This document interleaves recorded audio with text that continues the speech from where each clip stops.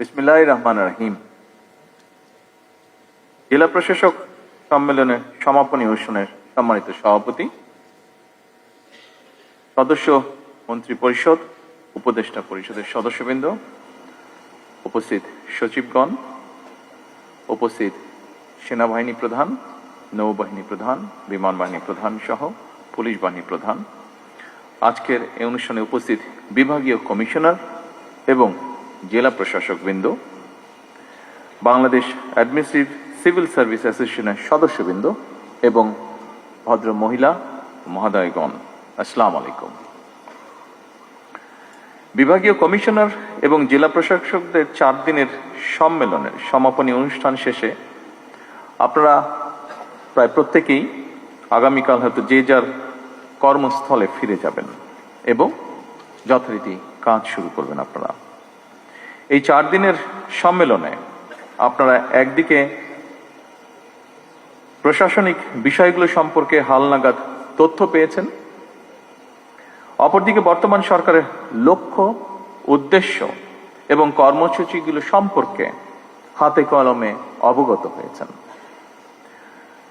সম্মানিত জেলা প্রশাসক এবং কমিশনার বৃন্দ, আমি কথাটি আগেও বলেছিলাম, সেদিনকার অনুষ্ঠানে কম বেশি বলেছিলাম, দেশ এবং জনগণের কল্যাণে আমরা দলীয়ভাবে যে সকল ইশতেহার প্রণয়ন করেছিলাম সেই ইশতেহারের পক্ষে দেশের জনগণ সমর্থন জানিয়েছেন। সুতরাং এটি এখন আর বিএনপির দলীয় ইশতেহার নয়, বরং এটি এখন দেশের জনগণের ইশতেহার। এটি এখন জনগণের জন্য সরকারের ইশতেহার। সুতরাং এখন ইশতেহার বাস্তবায়নের পালা। জনগণের কাছে দেওয়া আমাদের অঙ্গীকারগুলো এই মুহূর্তে আপনাদের সামনে আমি পুনরায় বিস্তারিতভাবে তুলে ধরতে চাই না, তবে শুধু এতটুকু বলবো, জনস্বার্থে নেওয়া সরকারের কাজগুলো বাস্তবায়নের প্রধান দায়িত্ব জনপ্রশাসনের উপরে বর্তায় এবং তাই সরকারের কর্মসূচি বাস্তবায়নের জন্য প্রশাসনের সাফল্য শেষ পর্যন্ত সরকারের সাফল্য হয়ে দাঁড়ায়। এ কারণেই আমি বলি, জনপ্রশাসনের কর্মকর্তাগণ, বিশেষ করে বিভাগীয় কমিশনার এবং জেলা প্রশাসকগণ হচ্ছেন মাঠ পর্যায়ে সরকারের প্রশাসনিক অ্যাম্বাসাডর।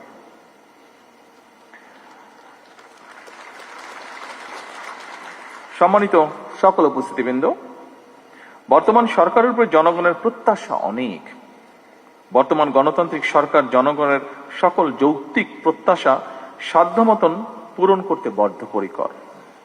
এটি জনগণের প্রতি আমাদের অঙ্গীকার। আমরা কথায় কথায় বলি জনগণ রাষ্ট্রের মালিক। জনগণ যদি সত্যিই রাষ্ট্রের মালিক হয়, তাহলে এই মালিক অর্থাৎ সেবা গ্রহীতা যারা, তারা যখন অফিস আদালতে তাদের সমস্যা নিয়ে যান, তারা যেন আপনাদের সেবায় কিছুটা হলেও রাষ্ট্রের মালিকানা অনুভব করতে পারেন, সেটি নিশ্চিত করা কিন্তু আপনাদের দায়িত্বের একটি অংশ বলে আমি মনে করি। একজন সাধারণ মানুষ যখন কোনো সরকারি অফিসে যান, তখন সে সংশ্লিষ্ট কর্মকর্তা কিংবা সংশ্লিষ্ট অফিস ব্যবস্থাপনার মধ্যেই পুরো সরকার ব্যবস্থাকে মূল্যায়ন করে বা তা করার চেষ্টা করে। ধরা যাক, একজন সাধারণ নাগরিক কিংবা একজন দিনমজুর, তিনি যখন জন্ম নিবন্ধন সনদ সংশোধন করার জন্য আপনাদের অফিসে যান, তিনি হয়তো জানেনই না কোন টেবিলে যেতে হবে, কোন কর্মকর্তাকে কিভাবে অ্যাপ্রোচ করতে হবে। এমন পরিস্থিতিতে সেবাগ্রহীতা যদি সংশ্লিষ্ট কর্মকর্তার আন্তরিক ব্যবহার পান, তাহলে এটি রাষ্ট্র এবং সরকারের প্রতি জনগণের আস্থা এবং বিশ্বাসকেই বৃদ্ধি করে। আর যদি হয়রানির শিকার হন, তাহলে তিনি শুধু একটি সেবা থেকে বঞ্চিত হন না, বরং একই সাথে রাষ্ট্র এবং সরকারের প্রতি তার শ্রদ্ধা এবং বিশ্বাস নষ্ট হয়। সুতরাং রাষ্ট্র এবং সরকারের সঙ্গে জনগণের আস্থা তৈরির ক্ষেত্রে আপনাদের কার্যক্রম মুখ্য ভূমিকা পালন করে এবং করতে পারে। তাৎক্ষণিকভাবে হয়তো সবকিছু সমাধান করে দেওয়া সম্ভব নয়, এটি আমরা বুঝি, কিন্তু ভুক্তভোগীর মনে অন্তত এই ধারণা জন্ম নেবে বা জন্ম নেওয়া জরুরি, আপনি কিংবা আপনার অফিস তার সমস্যার সমাধানের ব্যাপারে আন্তরিক। উপস্থিত বিভাগীয় কমিশনার এবং জেলা প্রশাসক বৃন্দ সহ উপস্থিত সকল সম্মানিত অতিথিবৃন্দ, প্রশাসনকে জনমুখী করে গড়ে তুলতেই হবে আমাদের। সেই কাজটি আপনাদের ভূমিকার উপরে বলা যায় প্রায় পুরোপুরি নির্ভর করে।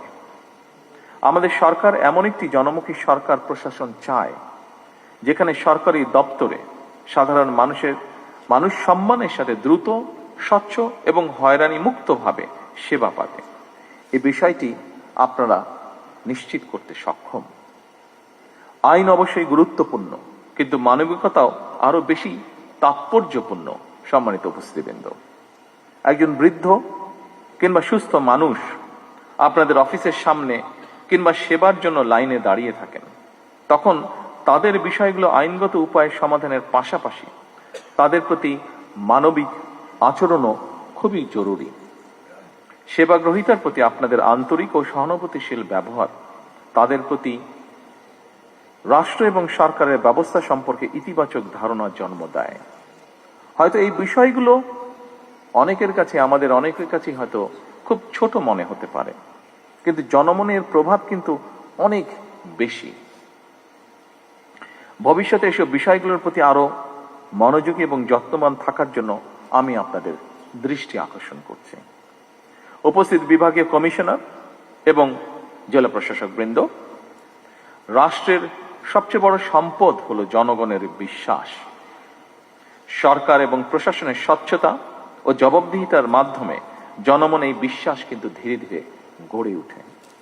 এই ব্যাপারেও আপনারা যত্নবান থাকবেন বলে আমি দৃঢ়ভাবে বিশ্বাস করি। প্রশাসন শুধু আইন প্রয়োগের যন্ত্র নয়, এটি মানুষের সেবার একটি মাধ্যম। আমি একটি বিষয় গভীরভাবে বিশ্বাস করি, আমাদের সমস্যা অসংখ্য, তবে সম্ভাবনাও কিন্তু কম নয়।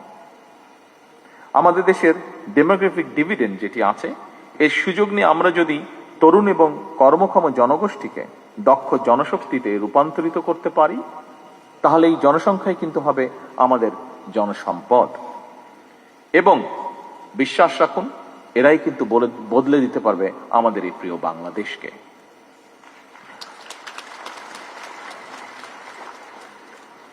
আমি আপনাদের উদ্বোধনী অনুষ্ঠানে, সম্মেলনের উদ্বোধনী অনুষ্ঠানে আপনাদের প্রতি নির্দেশনামূলক বক্তব্য দিয়েছিলাম। সুতরাং খুব সম্ভবত পাশের রুমে বোধহয় ডিনারের ব্যবস্থা আছে।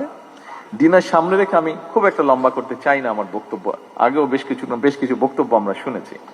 তবে আজকের এই সুন্দর অনুষ্ঠানে আমি একটি সুযোগ হারাতে চাই না, সে কারণে আমি একটি কথা বলতে চাই। যথাসম্ভব মানুষের উপকার করার মানসিকতা নিয়ে আমরা সামনে এগোই।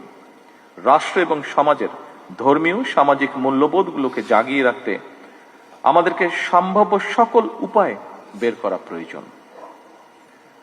আমাদেরকে পারিবারিক মূল্যবোধে উজ্জীবিত হতে হবে। আমরা যদি সবাই একটা ছোট্ট বিষয় মনে রাখি, একটি ছোট্ট কথা মনে রাখি, সেটি হলো একটি রাষ্ট্রের খুবই ক্ষুদ্র ইউনিট একটি পরিবার। একইভাবে অনেকগুলো লক্ষ কোটি পরিবারের সম্মেলনই হলো আমাদের এই রাষ্ট্র। সুতরাং পরিবারগুলো ধর্মীয় সামাজিক মূল্যবোধে উজ্জীবিত থাকলে রাষ্ট্রীয় মূল্যবোধও সুসংহত হয়। সম্মানিত জেলা প্রশাসক, কমিশনার বৃন্দ, সম্মানিত সকল প্রশাসনিক কর্মকর্তা বৃন্দ, দেশ এবং জনগণের কল্যাণে আপনারা নির্ভয় নিরপেক্ষভাবে কাজ করুন। সরকার আপনাদের যে কোনো আইনগত এবং মানবিক উদ্যোগে সক্রিয় সহায়তা দেবে ইনশাআল্লাহ। এই সুন্দর পরিশেষে এই সুন্দর আয়োজনের জন্য আমি বাংলাদেশ অ্যাডমিনিস্ট্রেটিভ সার্ভিস অ্যাসোসিয়েশনের সকল সদস্য এবং তাদের পরিবারের সদস্যদেরকেও আবারও আন্তরিকভাবে ধন্যবাদ জানিয়ে আমার বক্তব্য শেষ করছি। আল্লাহ হাফেজ। বাংলাদেশ জিন্দাবাদ।